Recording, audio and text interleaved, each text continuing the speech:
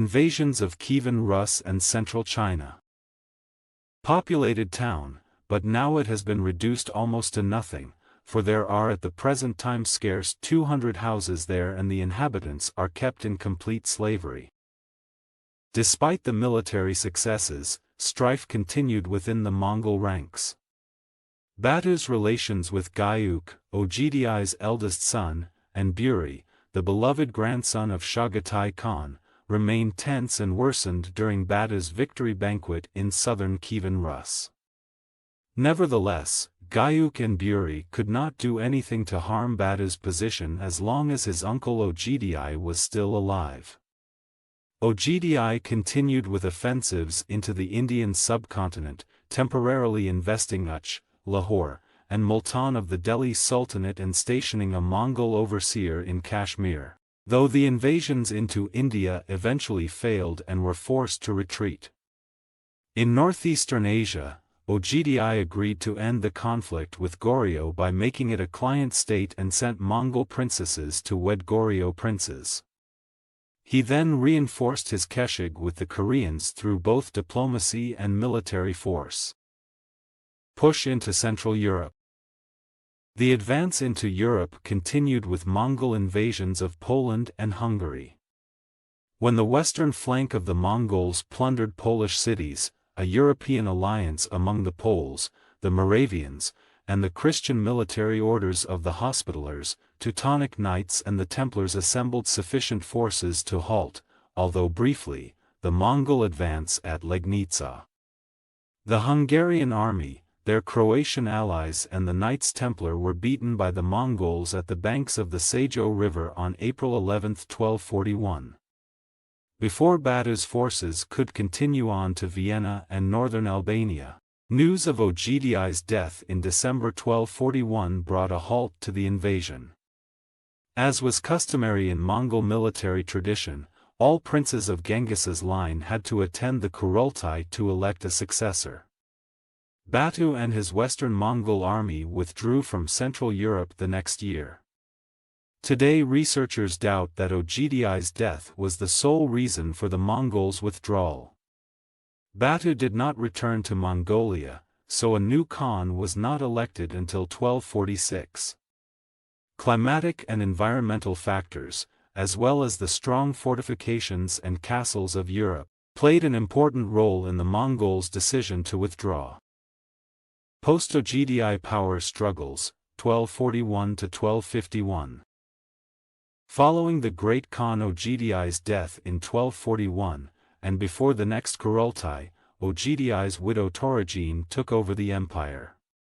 She persecuted her husband's Khitan and Muslim officials and gave high positions to her own allies. She built palaces, cathedrals, and social structures on an imperial scale, supporting religion and education. She was able to win over most Mongol aristocrats to support Ogdi's son Gyuk. But Batu, ruler of the Golden Horde, refused to come to the Kurultai, claiming that he was ill and that the climate was too harsh for him. The resulting stalemate lasted more than 4 years and further destabilized the unity of the empire. When Genghis Khan's youngest brother Temujin threatened to seize the throne, Gyuk came to Karakoram to try to secure his position. Batu eventually agreed to send his brothers and generals to the Kurultai convened by Temujin in 1246.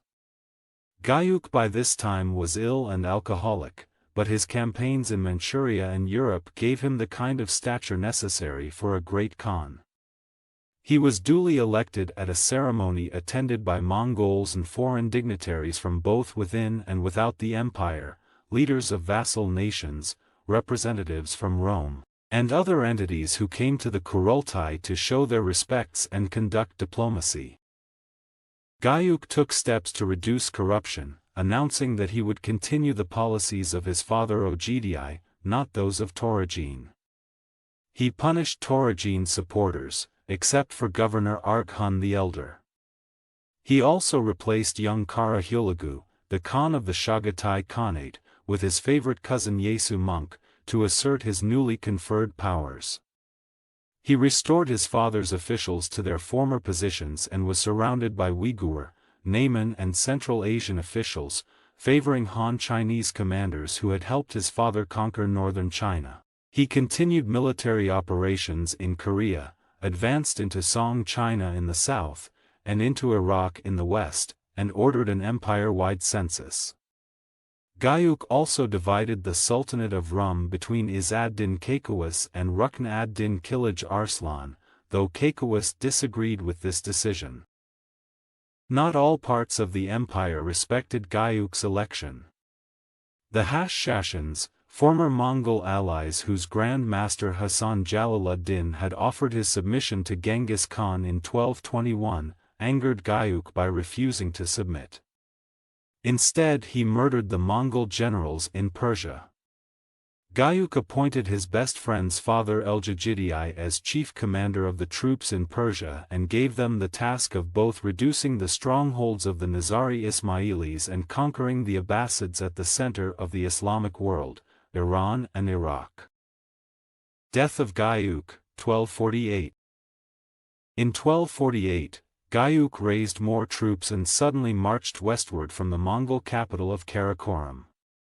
The reasoning was unclear.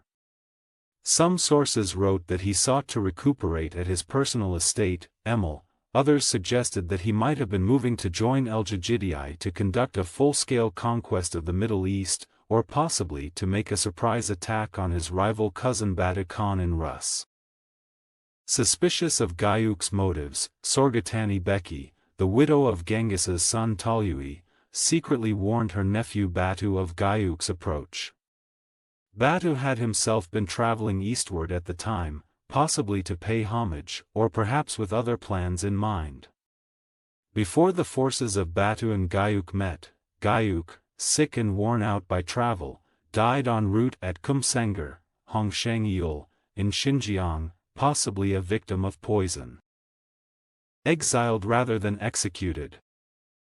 Monk confiscated the estates of the Ogidiad and the Chagatai families and shared the western part of the empire with his ally Batu Khan.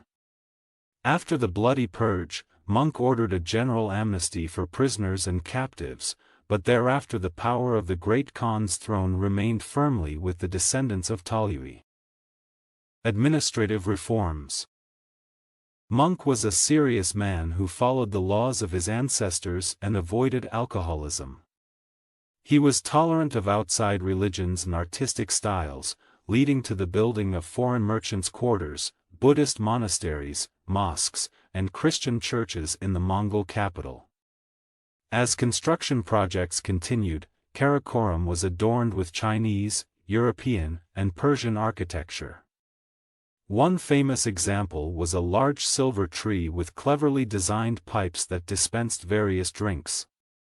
The tree, topped by a triumphant angel, was crafted by Guillaume Boucher, a Parisian goldsmith. Although he had a strong Chinese contingent, Monk relied heavily on Muslim and Mongol administrators and launched a series of economic reforms to make government expenses more predictable. His court limited government spending and prohibited nobles and troops from abusing civilians or issuing edicts without authorization. He commuted the contribution system to a fixed poll tax which was collected by imperial agents and forwarded to units in need. His court also tried to lighten the tax burden on commoners by reducing tax rates.